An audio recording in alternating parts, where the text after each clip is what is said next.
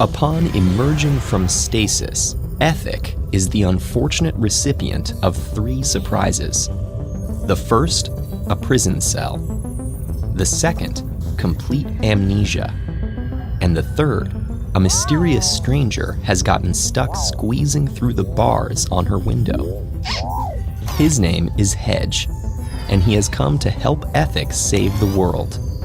But first, they have to break out of jail. Hedge turns his hand into a lockpick and outlines the challenge ahead. Each lock in the prison works in the same unusual way. Inside the keyhole is a red dial that can be rotated to one of 100 positions, numbered 1 through 100. The key for a given cell spins the dial to the right position, which, when stopped there, makes it turn green and unlocks the door. It would be out of the question to steal keys from a guard. But Hedge has a better idea.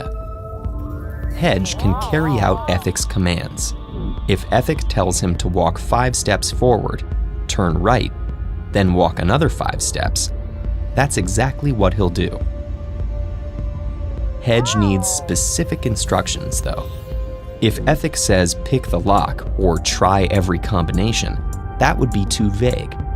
But spin the dial 5 positions forward would work. Once out of the cell, they will only have a few moments to crack the lock for the outer prison door too, before the guards catch them. So what instructions will allow Hedge to efficiently open any door? Pause now to figure it out for yourself. Before we explain the solution, here's a hint. A key programming concept that can help unlock the door is called a loop. This can be one or more instructions that Hedge will iterate or repeat a specified number of times.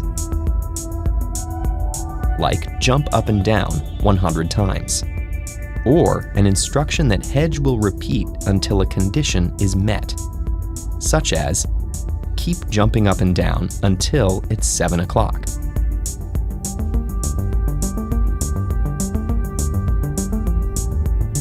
The first thing that's clear is that you need to find a way for Hedge to try every combination until one works. What takes a little more effort is how exactly you do so. One solution would be to instruct Hedge to try every combination in succession. Try one and check the light. If it turns green, open the door. And if not, try 2. If that doesn't work, try 3. All the way up to 100. But it would be tedious to lay that out in its entirety. Why write more than 100 lines of code when you can do the same thing with just 3? This is where a loop comes in. There are a few ways to go about this. The lock has 100 positions, so Ethic could say, check the dial's color, then spin the dial forward once for 100 repetitions. Remember where the dial turns green, then have Hedge set it back to that number. A loop like this, where you specify the number of times it repeats, is called a for loop. But an even more efficient loop would have Hedge spin the dial one position at a time until it turns green, and as soon as that happens, have him stop and open the door. That way, if the door unlocks on 1, he doesn't need to cycle through all the rest of the numbers. This is an until loop, because it involves doing an action until a condition is met. A similar alternate approach would be to turn the dial while it's still red, then stop. That's called a while loop. Back to the adventure. Hedge loops through the combinations, and the cell opens at 41. Ethic and Hedge wait until the perfect moment in the guard's rotation and make a break for it. Soon, Ethic faces a choice.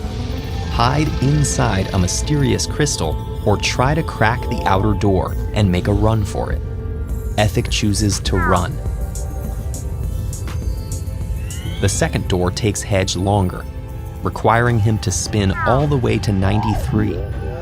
But he gets it open.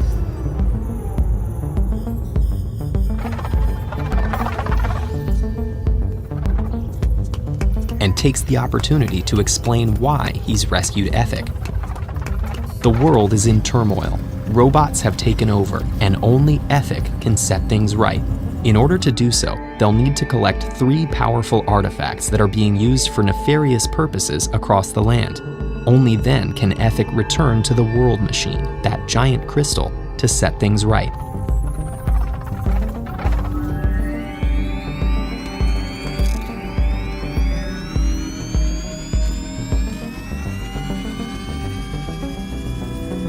Ethic may have escaped the prison, but what has she gotten herself into?